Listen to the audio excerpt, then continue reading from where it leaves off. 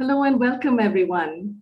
Before I introduce the topic, I'd just like to mention that this session is a part of the virtual program On the Road to Summit and will be available on the World Cancer Leaders Summit platform from August to December this year. The topic of the session is Moving Forward, Political Engagement and Innovative Mechanisms to Increase Access and Ensure Rational Use of Medicines and Diagnostics to Address Antimicrobial Resistance, or AMR. And this is under the summit theme, Driving Innovation to Advance Cancer Control Equity. Over the last decades, there has been significant progress in cancer care, with key advances across the core pillars of surgery, radiotherapy, and medicines. However, all of this progress is at risk due to the significant and growing threat of drug-resistant bacteria. People with cancer are more susceptible to infections due to the lowering of their immune defenses. Therefore, the growing cancer burden, in combination with the increasing threat of AMR, is a global public health issue that needs to be addressed urgently. In addressing AMR, one of the main areas of focus is the availability, affordability, and sustained access of quality-assured medicines and diagnostics. And that is what we'll talk about in this session today. And it is my pleasure to welcome our expert panelists. Our first speaker is Dame Sally Davis, who is the UK Special Envoy on Antimicrobial Resistance. And she will start the session off by talking about high-level political engagement and global leadership in ensuring access to timely treatment. Dame Sally, please go ahead. Antimicrobial resistance, AMR, touches us all. And we've all got stories about AMR, even if you don't know you have. Mine started, of course, when I looked after patients. But I really moved into trying to change the face of it in the world in 2013, when I wrote my first annual report as Chief Medical Officer in England, which was about infection. And I came then to understand the severity of AMR, not just in Britain, where it had got worse since I stopped looking after patients because of the empty pipeline of new drugs, but how dreadful it was across the world. I came to understand the severity of AMR and that people were dying. As advisors began to contribute to that report, I saw the depth of the threat and the struggles researchers and clinicians were having in raising this issue to the political agenda. And in my career as Chief Medical Officer, I led the Ebola response in the UK, oversaw Novichok and the tragedy there, introduced a sugar levy to tackle obesity, for instance. Yet it is AMR that remains my and the world's biggest challenge. The global context has, of course, changed tremendously since 2013. So too has the understanding of AMR on the global agenda. In just 8 years, which seems far too long to me, but people tell me this is great progress. AMR's been transformed from an acronym that few politicians had heard of to a recognized global challenge that G7 leaders have committed to act on urgently. But we know that fight is only just beginning. We've got to go on pushing and pushing together. We're here today because we care about patients. We may become patients, or we may be patients, or clinicians. So you could reasonably ask, why does politics matter? Well, tackling AMR and ensuring every patient who needs treatment can access effective, timely, and affordable treatments is a challenge so great, everyone has to pull together to make it happen. You know, when people can't access the treatments they need because they no longer work or they aren't available in their country, it's a problem for the world. We're now seeing, with COVID, the global health threats do not respect borders. They impact the whole world, albeit not equitably. And that's why we've got to work together. At least it's another reason. There are so many reasons. Some of the drivers of AMR include migration and travel. So it's never just one country's problem, just like COVID. And let's not forget, our supply chain of antibiotics are global too. Their overuse means that treatments are becoming less effective and makes access to effective treatments even more of a challenge. This is compounded, especially in developing countries, of course, by a lack of access to the right treatments, to clean water, to sanitation, wash, to healthcare facilities, and farming with good infection prevention measures. You know that in some respects, antibiotics have been sticking plasters for weak health systems or weak food systems. And they've been a preventive measure for unhygienic living conditions. I've seen a research project in Uganda. It's exploring how workers in informal urban settings turn to antibiotics as a societal safety net to manage recurring bouts of acute illness that would otherwise prevent them from working and earning. Imagine going back to a pre-pandemic and a pre-antibiotic age, where cesarean sections, dental treatments, or transplants were just more dangerous than not having the treatment to start with. It's not just infections that should worry us, but because antibiotics enable effective and safe cancer care, this could once more become prohibitively risky. In my view, the only people who don't care about AMR are the ones who don't know about it. We've seen during COVID-19 that live data, for example, from the Johns Hopkins dashboard, resonate with both the public and policymakers. What people see and understand, they can act on. That's why the UK, the Wellcome Trust, and Bill and Melinda Gates Foundation have funded a first study to estimate the global burden of AMR.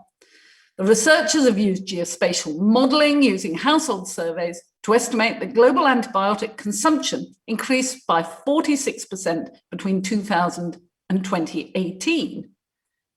That's development for some, but for others, it's overuse, driving AMR. But with this tool, we can make AMR visible and point to the crippling inequalities between overconsumption and lack of access in other countries. However you cut the cake, we know data drives action. So we need more data because we must have more action to save lives. Whilst we see each day the devastating impact of a microbe, COVID-19, for which we had no treatments or vaccines, we can also celebrate the science and the innovation that global solidarity can bring. This provides hope and lessons for our fight against AMR. We are clearly at a crossroads. If we want to build back better from COVID-19 and all its related impacts, which I've heard no one speak against, then we're going to have to change. The achievements of the past year for COVID-19 vaccines are inspiring and unparalleled, and hopefully bode well for further innovations for a range of challenges. And I also hope that we're going to get more young people, and particularly girls, being inspired to take a career path in science and see what they discover, what they can contribute. We all have a role to play. In 2021, the biggest challenges that we face to increase access to treatments is ensuring that the new treatments are developed in the first place. Without innovation, there's no access at all. As it stands, most new antibiotics are not available in all parts of the world. I was surprised to find this out. Do you know of the 25 new chemical entities developed between 1999 and 2014? Only 12 have registered sales in more than 10 countries. Low and middle income countries do not benefit from novel antibiotics because country by country registration is too costly and too bureaucratic. On the other hand, new antibiotics are not even registered and available in all high income countries due to the lower burden of drug-resistant infections. Essentially, we've got a broken antibiotic market, and the same goes for other antimicrobials, whether about antifungals or antivirals. The costs of producing antibiotics are very high, but the price we pay for them is too low. There's been a race to the bottom in pricing, which means that everyone loses. In 2019, do you know, private investment poured $9.7 billion into oncology research. I welcome that. But only 132 million, contrast million to billion dollars into antibiotics research. Yet, just remember, for the 1 in 5 patients undergoing treatment who are hospitalized due to infection, antibiotics mean that they can be cared for, treated effectively and safely. Antibiotics and antifungals save lives for patients with cancer. It's an unviable market for large companies, let alone for small and medium-sized enterprises. And those, the SMEs, account for 75% of all late-stage antibiotics in our R&D pipeline across the world. Because of their limited funding, these SMEs understandably channel most of their efforts into discovering and developing new products. We need that. But that leaves little for commercialization and distribution. Only 25% of late-stage antibiotic projects have stewardship and access plans. An analysis of the European public funding indicated 86% of national-level funding for antibiotics was directed at basic research. That leaves a big gap for the SMEs who develop the research into usable and potentially accessible products. I expect you know, but let me remind you that the World Health Organization has said that, alongside a pandemic, of course, AMR is a top risk that the whole of humanity faces in this very decade. But we need to remember that every context is different. We see this even with the global imbalance in the use of antimicrobials, which means blanket policies globally are not the way forward. Instead, we've got to work together to ensure we have 3 things: innovation, access, and stewardship. Of course, we need clean water, we need vaccines, we need so much else. But we must all point the same way on innovation, access, and stewardship. Earlier this year, the WHO released their report on the clinical pipeline of antibiotics. The current global clinical antibacterial pipeline contains 43 antibiotics and combinations with a new therapeutic entity and 27, really exciting this, non-traditional antibacterial agents. Only 26, though, are active against the WHO's priority pathogens, and worse, only 2 are active against the critical multi-drug resistant gram-negative bacteria that we see a lot of that kill. What's more, of the 11 new antibiotics that have been approved either by US Food and Drug Administration, the FDA, or the European equivalent, the EMA, or both since 2017, only 2 have demonstrated clinical benefits over existing treatments. That's why, or part of the story, for WHO saying the world is failing on AMR. So, just 2 weeks ago, I laid this out loud and clear to the health ministers of the G7. I challenged those health ministers to work together and to work with industry and their finance ministerial colleagues to balance innovation, access, and stewardship.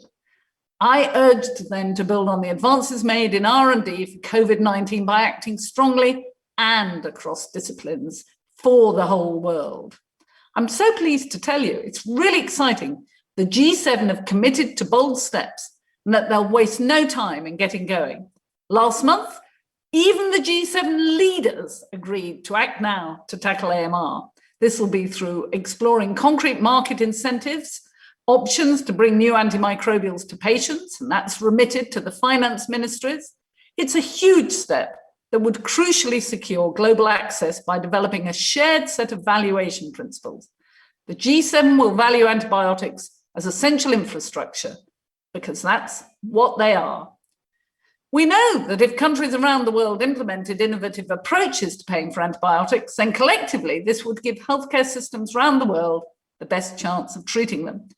We want to drive forward progress that's already being made across the G7 countries, from our own UK innovative Netflix or subscription model to the Pasteur Act in the US to the EU's pharmaceutical strategy. The G7 is already making strides in their commitment to act on AMR.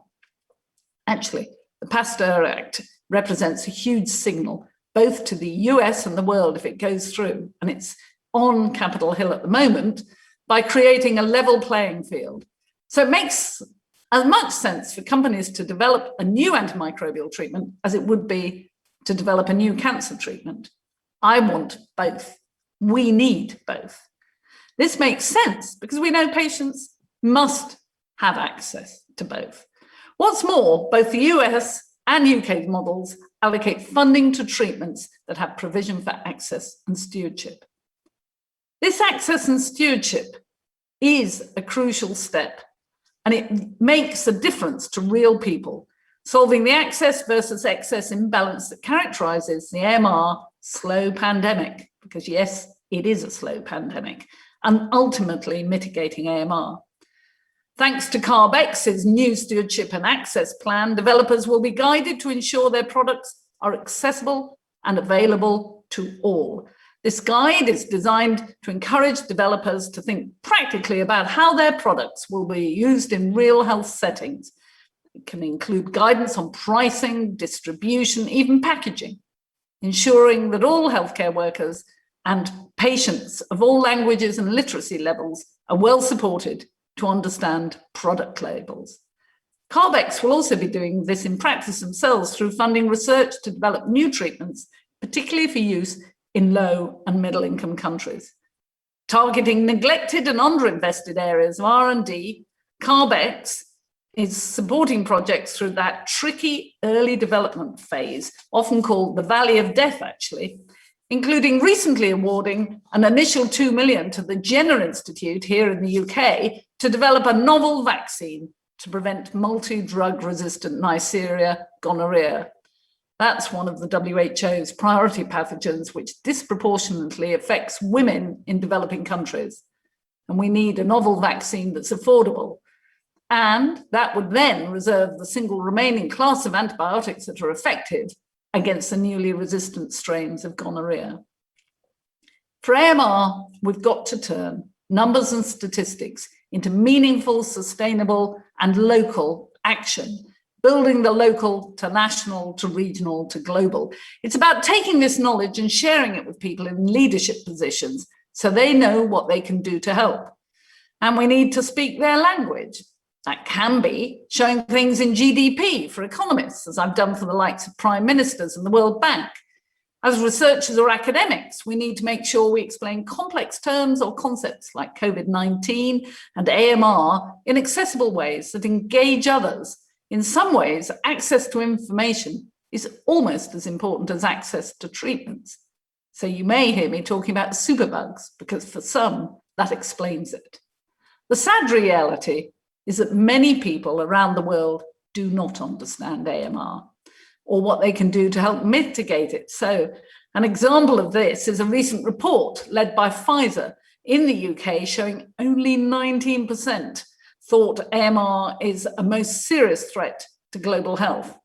Even more starkly, less than half of the adults asked in the UK know what they can do to help tackle it. They could at least start by washing their hands, couldn't they? I'm clear that public engagement does lead to political engagement, and we need far more effort and attention on both these sides. So one example we have is a musical done by children, The Mold That Changed the World.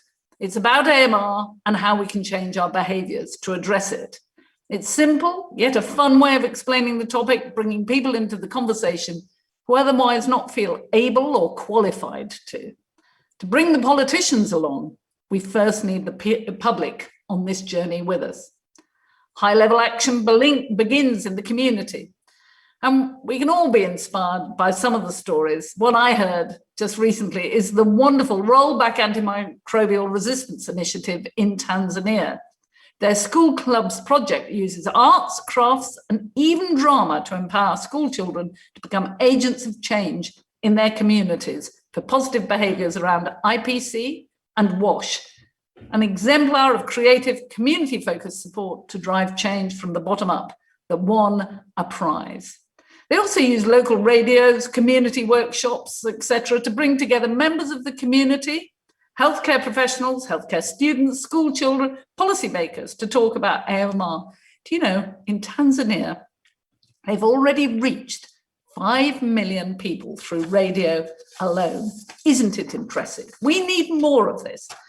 To engage political leaders, we must all do our bit in our own communities and spheres of influence.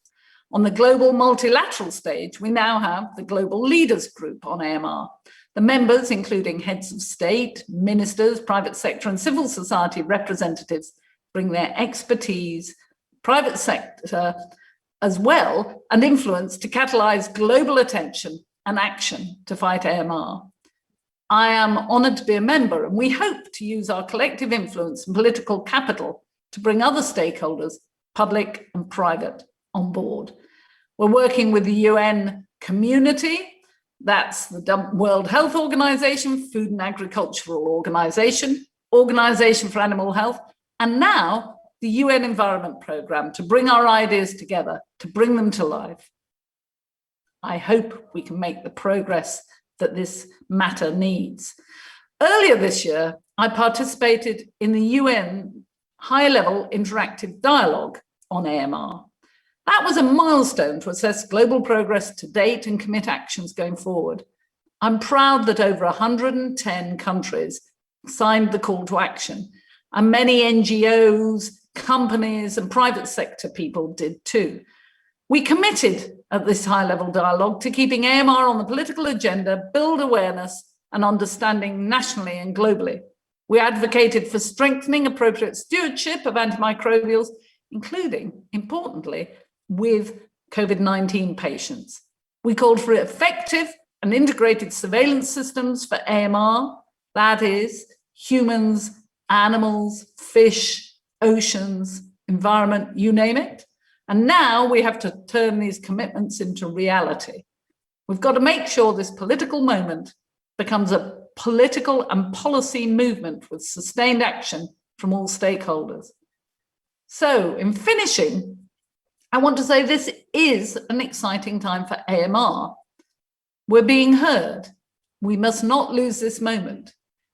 And it's terribly important to galvanize innovation, access and stewardship at this time in a way that means we're truly building forward from COVID-19 and equitably too across the whole world. Our global leaders have committed to action and are starting. We need everyone to act as leaders in their own communities or sectors to accelerate the momentum.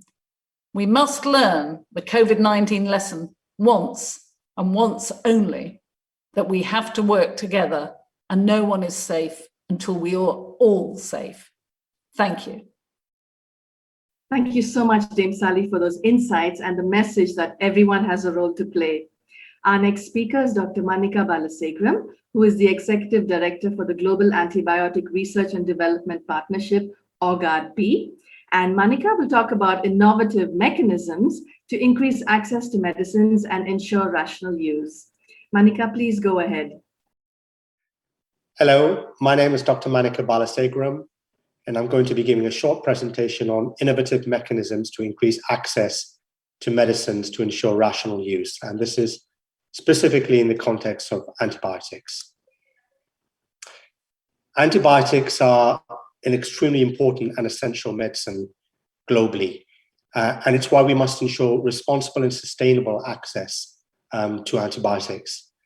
COVID-19 has demonstrated that pandemic preparedness, including pandemic of drug-resistant infections, requires a global coordinated response. And a critical part of this is affordable access to countermeasures, including treatments. New drugs alone, however, will not halt the rise of drug-resistant infections. Lack of availability of old and new drugs, insufficient supplies, and other access challenges put lives at risk and jeopardizes progress. And it's worth noting that every year, over 5 million people die due to a lack of antibiotics. And this is largely happening in low and middle income countries. And when we talk about new antibiotics, it's also worth reflecting that of 25 new antibiotics entering the market between 1999 and 2014, so a 15-year period, only 12 were registered in more than 10 countries, and most of these were high-income countries. Therefore, there are many access issues and barriers that we face when we talk about access to new antibiotic treatments. And we have to overcome these many barriers and obstacles.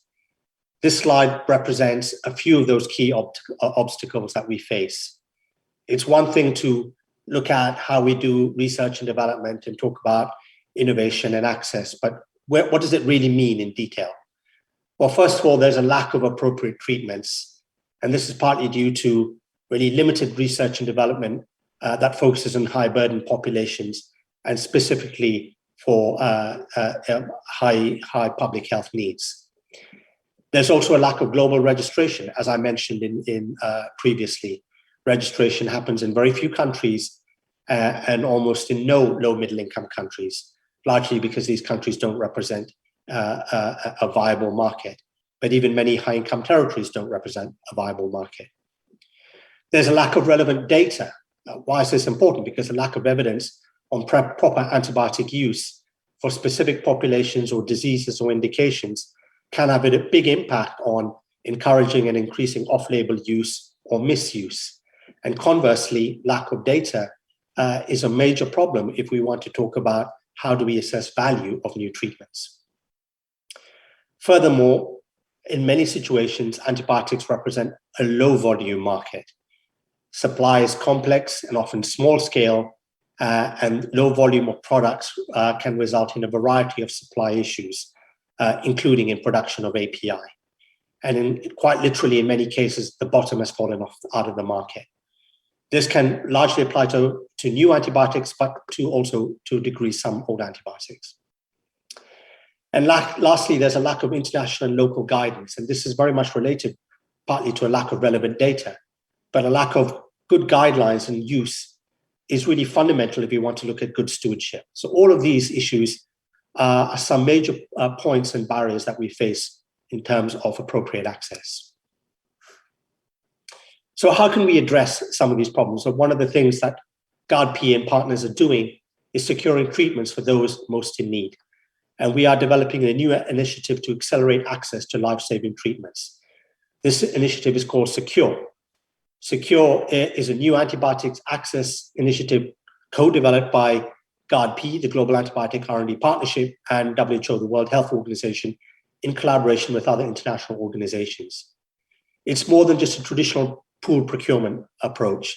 The aim of SECURE is to take an integrated approach to accelerate and expand access to a portfolio of essential antibiotics for countries and populations in need, while ensuring their appropriate use.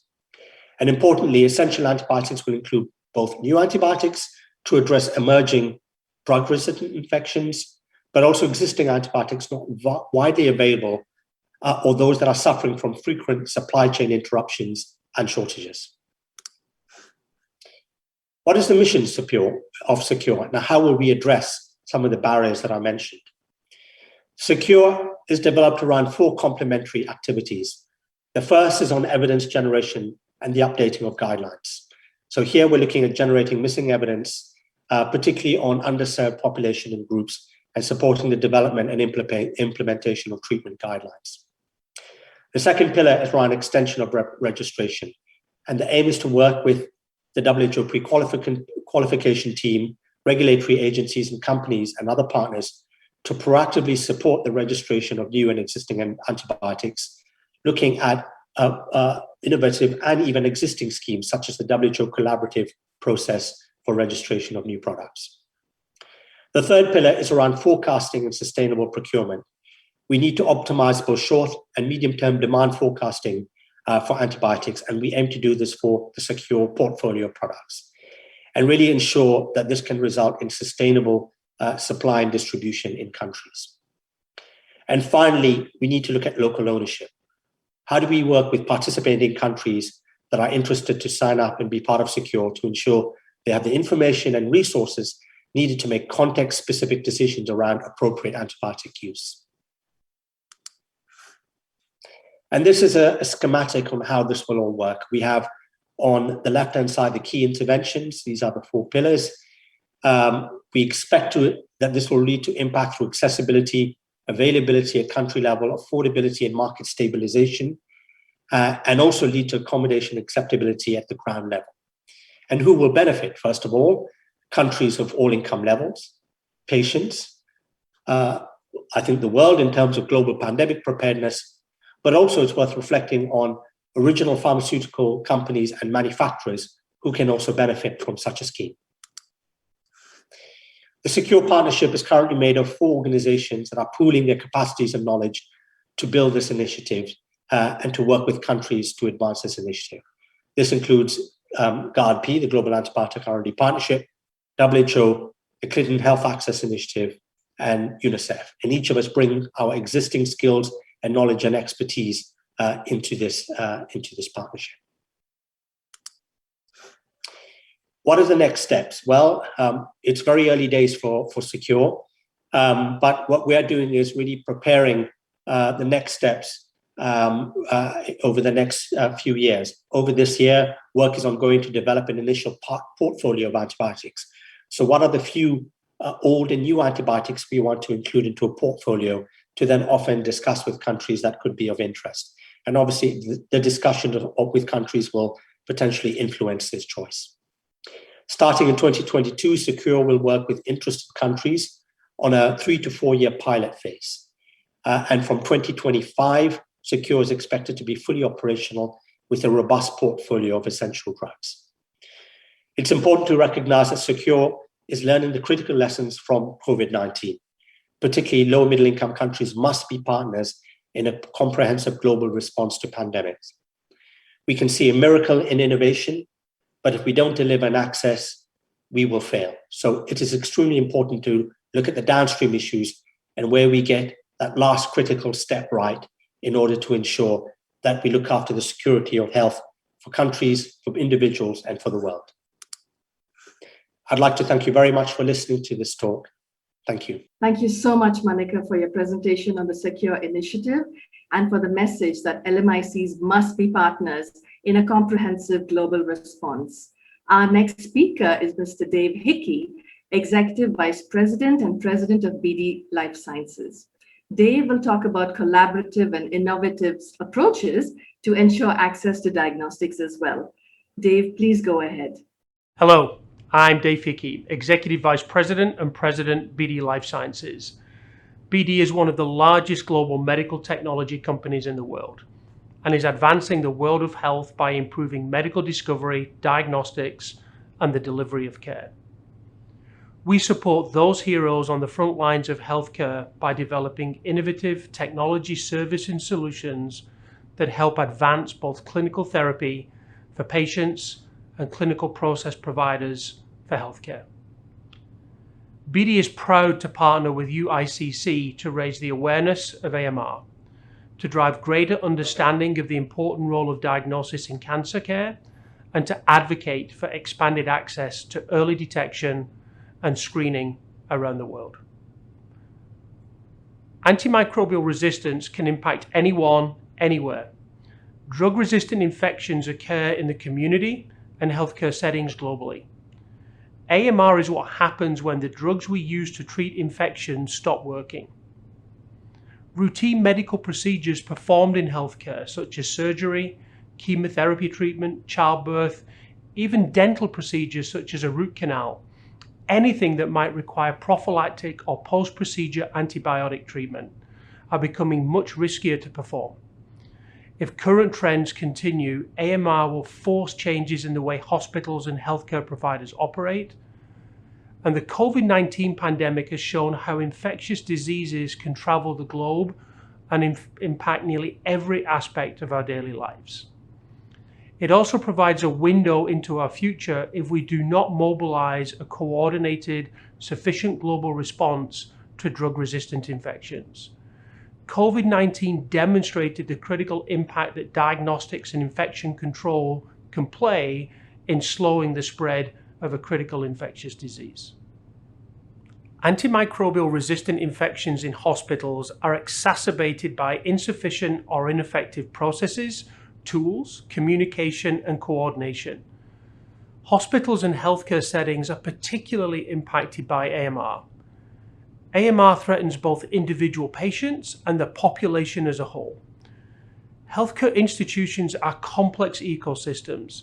There are many opportunities for AMR to emerge and spread throughout that institution, carrying grave and expensive consequences. Failure of infection prevention leads to more patients who require antimicrobials, and that further exacerbates the problem. Failure to accurately diagnose an AMR infection or to identify a patient at risk could mean the patient is on suboptimal therapy, and this could lead to poor clinical outcomes, higher costs, and spread to other patients. Suboptimal screening and surveillance will lead to the spread of infections to other patients, and this can manifest in HAI incidents, outbreaks, or an increased number of individuals being AMR carriers. However, there are clear actions that we can take that will reduce the risk for all types of resistant microorganisms. To combat AMR, a multifaceted approach must be used. It is not just the development of new antibiotics. It is also the improved practices of infection prevention and antibiotic stewardship across all healthcare settings. And to combat AMR, protect patients and reduce costs, healthcare facilities need to strengthen infection prevention and antimicrobial stewardship programs within all patient care areas. And this can be driven with the improved use of diagnostics. For infection prevention, diagnostics contributes to screening to detect carriers of infection and facilitate optimal triaging of patient care. For antimicrobial stewardship, an accurate and timely diagnosis of infection will drive the appropriate use of antimicrobials. For surveillance and reporting, diagnostics generates the needed data to track the presence of resistant bacteria at local, regional, and global levels. One of the causes of AMR is the overuse of antibiotics in humans. In the US, it is estimated that 30% of outpatient antibiotics are prescribed unnecessarily. Most upper respiratory tract infections are viral, but 50% of patients receive antibiotics. And antibiotics are not effective against viruses, and a diagnostic test can easily differentiate between a bacterial and a viral infection. Bacterial infections impact all patient groups, which include those patients receiving chemotherapy. As many as 1 in 5 cancer patients receiving treatment are hospitalized due to an infection. And why are diagnostics a critical tool in combating AMR? Key questions that diagnostics can address would include: is the patient affected by a bacterial or viral infection? What kind of bacteria is causing that infection? Is the bacteria causing that infection resistant or susceptible? What is the best antibiotic to fight against that infection? There are many diagnostic tools available globally. The technology and devices differ by healthcare settings and regions of the world. A diagnostic test includes the collection of a sample for testing. Could be manual or for automated test platforms. They could be held in your hand, or they could fill an entire room. They include informatics that interpret and send the test result to the clinicians and patients. There are many companies around the globe developing, manufacturing, and commercializing diagnostic tests. The research and innovation around new diagnostics are critical for improved patient care and in combating the spread of AMR. Here at BD, we focus on topics such as specimen collection and management, clinical microbiology, molecular and women's health and cancer, and point-of-care testing for the decentralization of diagnostics. The COVID-19 pandemic has demonstrated the critical role of diagnostic testing to steer our public health response. It has been shown that diagnostic testing for bacterial and fungal infections results in the improved use of antibiotics. Now, whereas testing for COVID-19 has benefited from innovation and rapid uptake, testing for drug-resistant infections remains underutilized. Improved global access to current and future diagnostics is critical. The future of diagnostics for AMR can be seen on this slide. They span the entire care continuum, from remote testing to full healthcare system automation. The development and use of diagnostic tests in remote test settings will help to improve antibiotic usage in the community. Testing at a pharmacy, a clinic, or even at home is now available. Leveraging the power of data and analytics, diagnostic innovation can speed testing in clinical labs, and the data can then be used to inform pharmacy platforms and devices. They are used to administer antibiotics to patients. Whether remote testing or complex innovation in healthcare facilities, diagnostics can only continue to evolve and improve the fight against AMR. Diagnostics are an important and a cost-effective means of ensuring optimal use of antibiotics. They inform direct patient care as well as infection prevention efforts and antibiotic stewardship initiatives. Diagnostic tests for AMR are as diverse as the pathogens they can detect. They can be run in many settings, from large centralized labs to acute care hospitals to non-traditional settings such as pharmacies and nursing homes. Diagnostics can have a direct impact on reducing the burden of AMR, and when combined with robust stewardship teams, they shorten the time to optimize therapy, shorten hospital stays, reduce mortality rates, and lower overall healthcare costs. And as we progress in the fight against AMR, we need to continue innovating to increase access to diagnostic testing. This includes access to the technology, training programs, and clinical guidelines.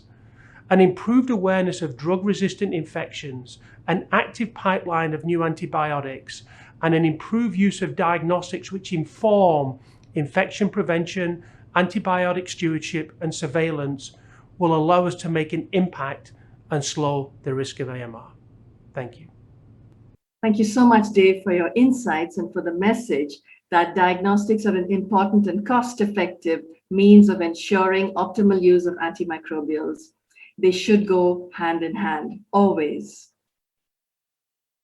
Well, that brings us to the end of the session. And thank you, speakers, for your time and your insights on addressing AMR in order to ensure better cancer care outcomes.